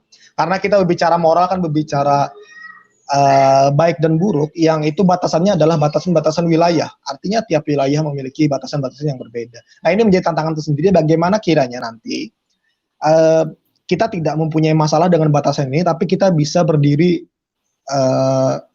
sama, berdiri dengan toleransi yang sama, berdiri dengan tenggang rasa yang sama dan simpati yang sama, agar kiranya tidak menjadi permasalahan dan potensi konflik horizontal di antara kita nantinya. Jadi yang perlu ditanamkan adalah bagaimana pendidikan toleransi, pendidikan tenggang rasa satu sama lain, dan pendidikan bagaimana masyarakat bisa berpikir secara terbuka terhadap fenomena, terhadap keberagaman yang ada sekarang, sehingga kita tidak menjadi bangsa yang kemudian mudah dipecah belah, bangsa yang mudah diadu domba, dan kita bisa solid walaupun kita beraneka ragam. Karena harus diakui, sudah banyak negara yang kemudian pecah, banyak negara yang kemudian terpecah belah akibat keberagaman yang tidak bisa mereka kontrol. Dan Indonesia saya pikir sudah membuktikan bahwa kita bisa mengontrol keberagaman sejak kita merdeka hingga sekarang, walaupun masih ada gonjang-ganjing, itu hal yang wajar, tapi kita sebagai generasi muda, saya yakin bisa memperbaiki hal ini. Saya yakin kita sebagai generasi muda bisa memiliki awareness yang cukup terhadap pendidikan moral yang baik untuk generasi yang mendatang. I think enough from me. Thank you. Thank you so much. All right, without delaying any longer, we'll move on to our Q&A session. As we can see here in the live comments, there are many of our audience who have raised some questions. So perhaps I can give the time to Mr. Fauzan so we can address these questions and we can move on to other questions later on. Thank you.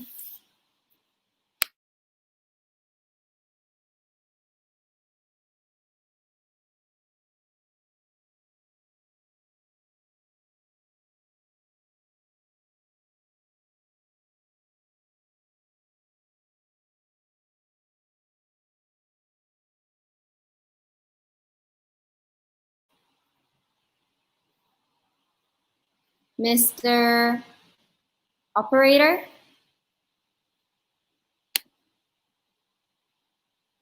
May we move on to the Q&A session, please?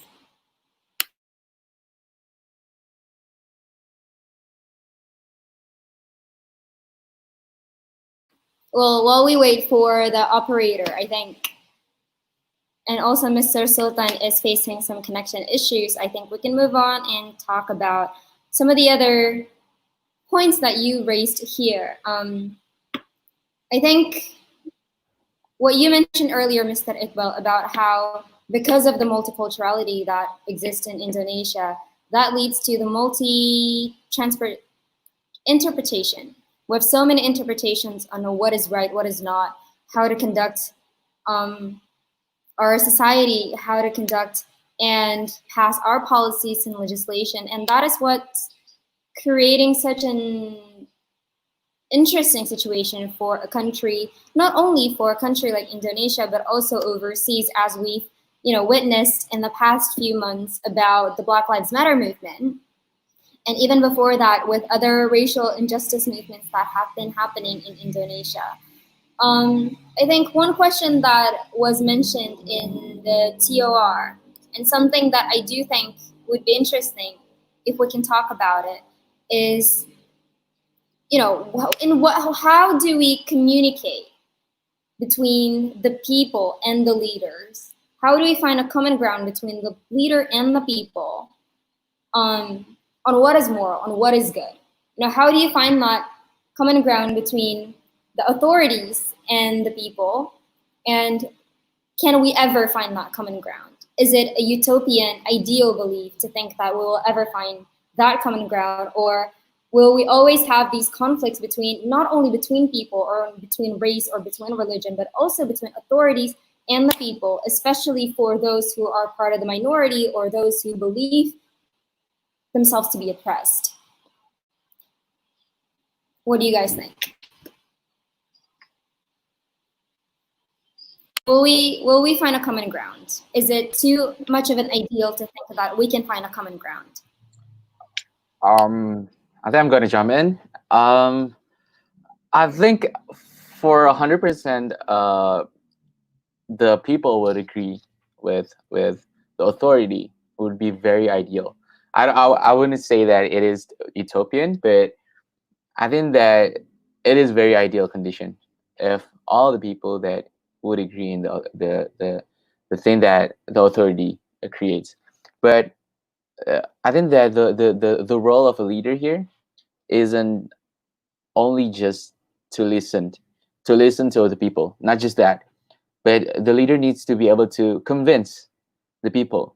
Sometimes if there's a difference in perspective and difference in answers for all the people, and the leader needs to listen, right? Like probably all people would demand their leader to listen to their aspirations and all that, but we can never fully make it a realization of 100% of the aspiration of the people of the community that we lead, because we need to see different aspects and a different point of view, and to differentiate what is good and what is bad to the whole community, not just to one person or another. But because of that, there would be a agreement and disagreement that comes into the discussion and the community. But I think that if we could be in an environment in the community whereas 100% of the people would agree, or I don't think that has ever happened before. I don't think that there's a situation where 100% of the community agree to one statement or one execution. But in terms of the point of view of my experience becoming a president, is that is not always all about listening. It is, you need to listen at first. I think that you need to listen at first. You need to understand it at first.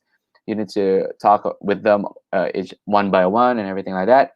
But you cannot.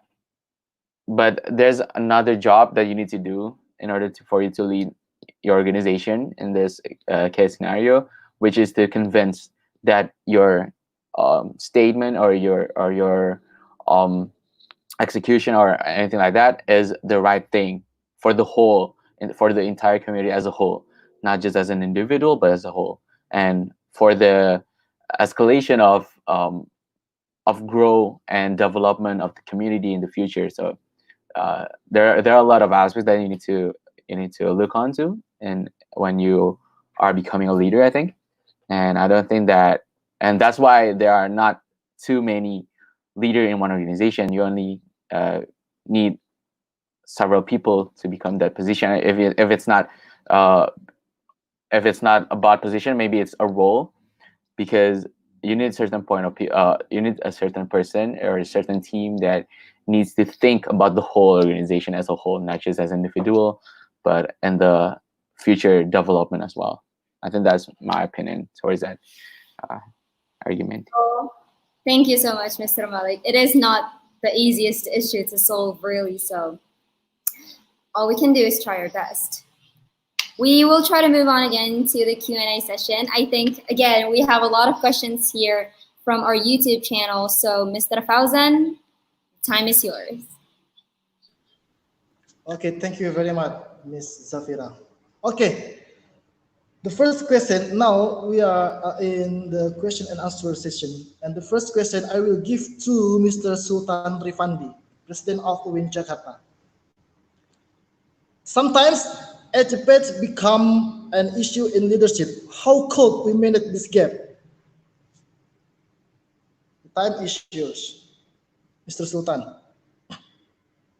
Sometimes as gap become an issue in leadership, how could we manage this gap?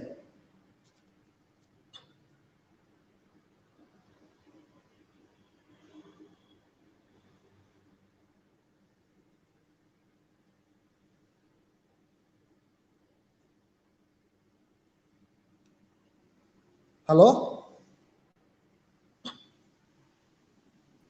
Oke, halo. Oke. Jelas suara saya, Bang Fauzan? Jelas. Agak sinyalnya susah. Mungkin gini ya, tadi mungkin poinnya kurang lebih mirip dengan apa yang tadi Malik sebelumnya katakan, bagaimana kemudian bibit-bibit leadership yang jangan sampai kita salah terapkan ataupun salah kita pupuk sekarang gitu kan, yang kemudian akan juga salah pada implementasinya, kan gitu kira-kira Bang ya. Betul tadi, bagaimana cara kita untuk mendengarkan, karena kan kepemimpinan itu kan bukan soal jurusannya dia apa, ilmu pengetahuannya dia apa, tapi kepemimpinan itu kan tentang bagaimana kemudian bukan hanya sekedar kita bicara, tapi kita juga bisa mendengarkan, kita juga bisa memahami bagaimana kemudian seharusnya yang kita lakukan. Jadi jangan sampai kita salah kemudian meracik pengertian atau pemahaman tentang leadership itu sendiri, tetapi ketika kita kemudian salah memahami apa itu pemimpin, maka kita akan bukan sekedar menjadi kepemimpinan, tapi hanya sebatas pimpinan. Karena pemimpin dan pimpinan itu kan sedikit berbeda. Mungkin tipis ininya perbedaannya, tetapi kalau diterapkan di suatu organisasi, wilayah atau tempat, itu menjadi sangat substansial apa yang kemudian kita lakukan. Jadi maybe that's my opinion. Okay, thank you very much, Mr. Sultan. Okay, the second question I will give to Mr. Hakinen Malik. Hello, Mr. Hakinen. Hello. Ready. Hello. This is a question from Miss Puspita. She studied in Swiss. All right. PhD. Okay. What do you think of honestly in leadership? How do you cope up with and communicate harsh reality to your member or followers? All right. What do I think of honesty in leadership, right? Okay. Right. In my way of approach and in my way of perspective regarding honestly in leadership is that you need to do things if it's honest. If there are like a good honesty and bad honesty. I mean, like there's a good truth and bad truth about the things that you need to deliver to the people, to the team, right? And I'm the type of person that most of the time would tell everything exactly it is the condition, regarding it is bad or good, regarding the condition it is a good condition or a bad condition. I will tell them the truth. For example, that this COVID situation, that my organization, the Students' Council, decide to allocate every students' activities into online activities, 100%. It's not really a good truth, a good news, I think, for all the team. But in order for the organization to grow and to move forward together as a team, honesty is the key factors to it, in my personal opinion and my personal experience. Even though there is a harsh reality that is needed to inform, that we need to inform to the team, but we need to accept it and we need to face it together. It's not only a task for the leader. It's not only the task for the BOTs. It's a task for all of us. And I think that transparency, honesty, accountability is the key factors in leadership, I think. And the thing that we need to think about is the when. I think it's not about the what and why. I think it's a must. You need to be honest with all your members, with all the team. It's only a matter of time. When will you tell your team? When will you tell your members? Because you need to collect their emotions, so it wouldn't be a shock for them. And not just about the when. I think it's about the how. how do you deliver the information? How do you deliver the harsh reality to the member? And how, as a leader, as a pemimpin, as Sultan said, pemimpin is in a position, is a role of life, probably, that as a leader, you need to be able to be there as a position where you need to do good for them. You need to be a people that can give a sense of safeness. You need to be a people that can give a sense of warmth to all your members, that and also needs to be a person that can inspire them, that can give them a motivation in order to move forward in the future, because harsh reality is always there. I think in every organization, in everything, in every community, there will be uh, at some point in time uh, a harsh reality moment. And the thing is about the how we reflect to that reality, and how as togetherness, as a team, as a whole organization, we move forward together, and keep moving forward in order to scale this community or organization. I think that's my answer about the honesty in leadership and communication to the members. Thank you. Okay, thank you very much for the answer you have given us. I think this is the very good answer. Okay, this is the have a question from our live comment from Muhammad Iksan Kiat. He is student in Russia. I will give to Mr. Iqbal. Hello, Mr. Iqbal. Hello, yeah, I can hear. Okay. Talking about the global leader. Talking about global leader. What contribution do you guys have initiative in response to global moral issue? Okay. Yeah. Okay. Okay, thanks for your good question. I try to answer about what our contribution to initiate in response to global moral issues. I think uh, banyak negara saat ini yang sebenarnya mengalami permasalahan yang sama terkait dengan bagaimana perkembangan masalah moral di negara masing-masing, bagaimana kemudian masalah moral ini mengancam keberlangsungan suatu generasi.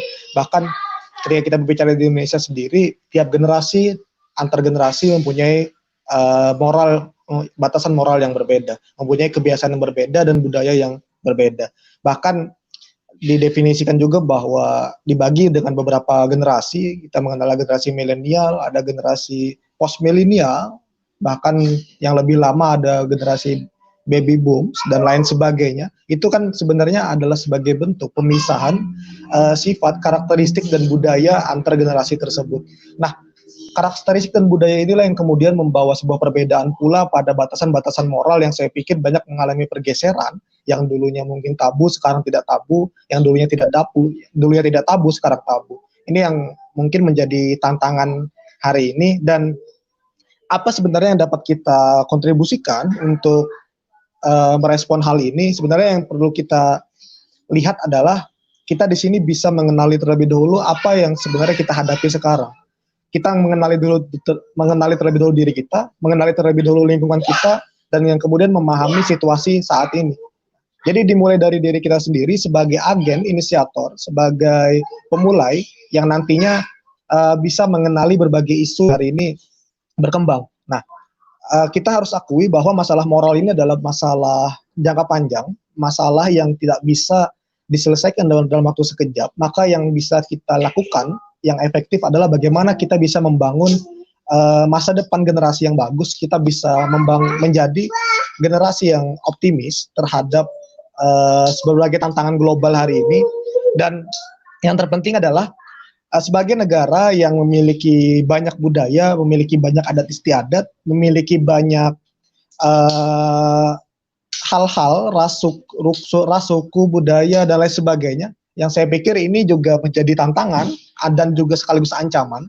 Bagaimana kemudian tantangan global ini mengancam terhadap keberlangsungan budaya kita sendiri. Karena harus kita akui bahwa nilai-nilai moral salah satunya adalah berasal dari budaya yang kita jalankan sehari-hari. Nah, akulturasi dengan budaya luar inilah yang harus kita kontrol agar kemudian kita bisa menjaga budaya asli kita untuk kemudian kita tunjukkan kepada dunia bahwa negara seperti Indonesia yang mempunyai beraneka ragam suku, ras, budaya, dan agama bisa bertahan di tengah tantangan global yang saat ini sangat mengalami pluralisasi antar budaya, yang mengalami campur mencampur antar generasi, antar suku, antar ras, dan lain sebagainya. Tapi yang paling penting kita jaga adalah bagaimana nilai-nilai tersebut terus ada dan kita bawa sebagai pemimpin.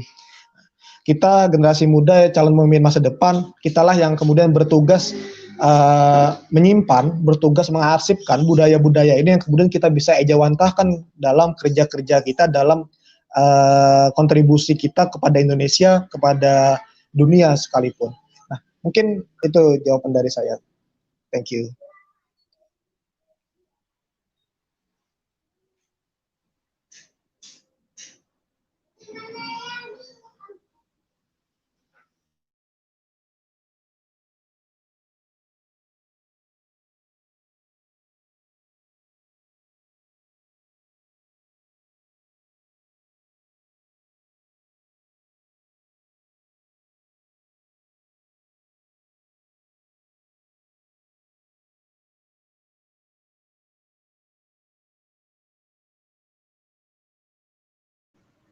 Okay.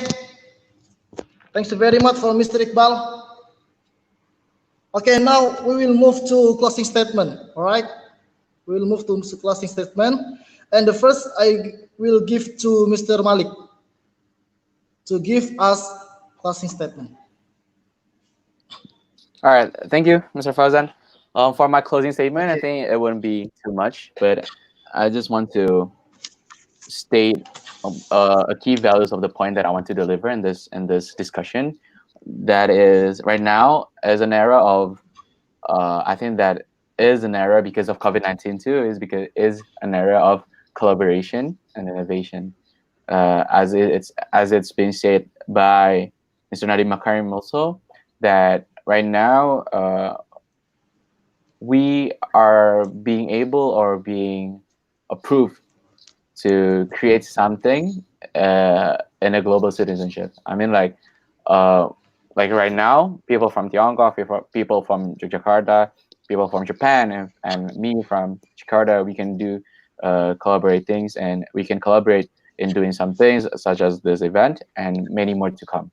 And I think that in order for us to be able to collaborate effectively and efficiently to create a new innovation is by doing good morality judgment. And in order to do that, we need to be able to accept and have a sense of respect in every people around us.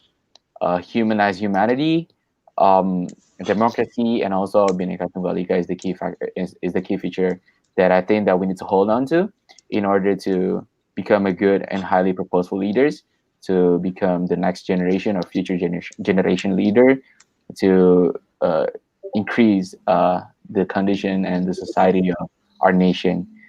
And I think that I wanna give a lot of appreciation and thanks to PPI Dunia that conduct this and held this event and discussion. I hope that all the talks here and all the insights, all the perspectives and point of view that was being told here can be beneficial for those who listens, and for all of us that gives the materials and everything. And lastly, that COVID-19 is not giving us a good sense of condition or a good state of situation.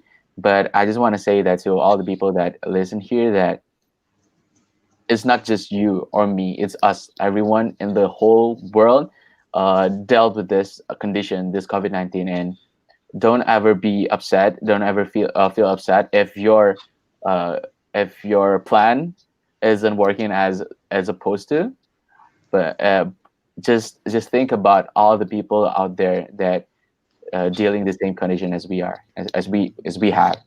So just have a mindset that you're not alone, and this year is a tough year for all of us, and we need to work together as a team, as a collaborative parts, and as a whole Indonesian citizen to create a greater nation in the future, Indonesian in the future.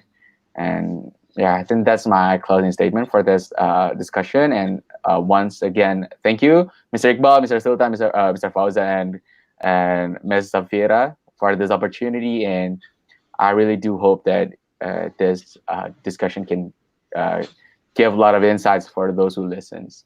Thank you. Okay, thank you, Mr. Malik. Okay, the second closing statement I will give to Mr. Sultan, my bro. Okay, my bro. I also very lucky to can hear the great speakers. Terima kasih Hakim, Pras Iqbal. Mungkin nanti kita bisa silaturahim langsung gitu ya. Dan tentu saja terima kasih juga untuk PPI Dunia yang di tengah krisis seperti ini yang mungkin terjebak di masing-masing negara di luar sana, tapi masih bisa kontribusi, masih bisa berbuat positif, dan bisa membuat event yang luar biasa ini. Closing mungkin dari saya, betul tadi kolaborasi, bahwa oke, mungkin pandemik bisa membuat aktivitas kita berhenti, pandemik mungkin bisa membuat belajar di kelas kita tidak ada, tetapi pandemik tidak bisa membuat kreativitas kita berhenti. COVID-19 ini tidak bisa membuat gagasan-gagasan anak muda, fresh ideas dari kita semua ini berhenti. Jadi betul tadi, jangan pernah berhenti untuk hanya sekedar diam di kamar dan tidak melakukan apa-apa. Saya yakin pandemik ini pasti berlalu dan kita akan masuk kepada kehidupan yang luar biasa. Mungkin saja perompak bisa saja membakar kebun bunga setiap hari, tapi saya yakin perompak tidak akan bisa menghalau datangnya musim semi. Dan mari kita sambut musim semi tersebut. Terima kasih.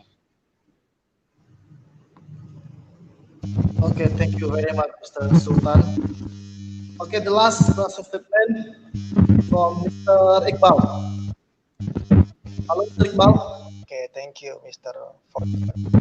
Oh, okay. Can hear my Yes, check. first. Hello.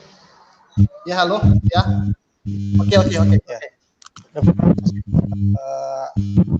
I would like to say thanks to PPI Dunia for having me in these good discussions, so I can learn much things from Mr. Malik, and saya akan menutup closing statement saya dengan sebuah kata. Ada seorang mengatakan bahwa kapal bagus ketika dia bersandar di dermaga. Dengan kelap-kelip lampu pelabuhan, dengan buayan lampu kapal itu sendiri, dia sangat terlihat dipandang dari dermaga. Namun yang perlu kita ketahui adalah kapal diciptakan bukan untuk kemudian bersandar di dermaga, kapal diciptakan untuk berlayar, menembus ombak, menempuh badai, dan sampai ke tujuan. Begitu pula dengan anak muda, saya analogikan dengan kita generasi muda harus bersikap seperti kapal. Benar yang dikatakan Mas Sultan, Mas Hakim, bahwa kita tidak diciptakan untuk kemudian berdiri, kita diciptakan untuk menempuh ombak, menerjang badai. Kuncinya adalah solidaritas, kuncinya adalah kolaborasi, karena kita sebagai generasi milenial, kita tidak bisa berjalan sendirian. Kita butuh kolaborasi ide, kolaborasi gagasan, dan kolaborasi karya, sehingga kita bisa menjadi generasi optimis, menjadi generasi yang bisa menuai hasil di beberapa tahun kemudian, di beberapa puluh tahun kemudian, karena kitalah yang kemudian mengambil alih roda-roda kepemimpinan, mengambil alih sektor-sektor penting dalam jalannya roda kemajuan sebuah bangsa. Mungkin itu dari saya. Sekali lagi saya ucapkan terima kasih dan mohon maaf sebesar-besarnya jika ada kesalahan kata dari saya. Saya akhiri. Wassalamualaikum warahmatullahi wabarakatuh. Waalaikumsalam warahmatullahi wabarakatuh. Okay, thank you for the excellent and great closing statement from the speaker. Unfortunately, our time is up. We return the event to the master of ceremony and will close our great agenda today.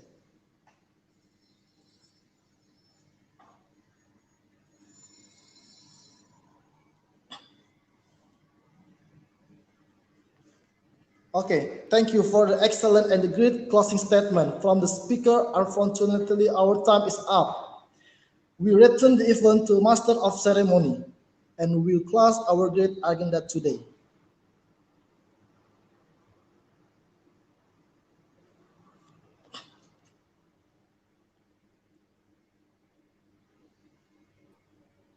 Okay, thank you very much, Mas Sultan. And it was such an impressive discussion. Yeah, and I personally hope that it will enrich our knowledge as well about morality and its importance for preparing Indonesian global emerging leader. And thank you very much for all the speakers, moderators, and viewers who are willing to attend from the beginning to the end of the session. Before I close the event, I would like to remind you that in this event, we're also raising funds for COVID-19, especially for our medical team who are at the forefront in fighting against this pandemic. This fund will be allocated for personal protective equipment, which is very crucial for the medical team. You can donate through the bank account shown below, GoPay, OVO, Dana, Genius, as seen in the box and written in the description of this video, or you can also scan the QR code below.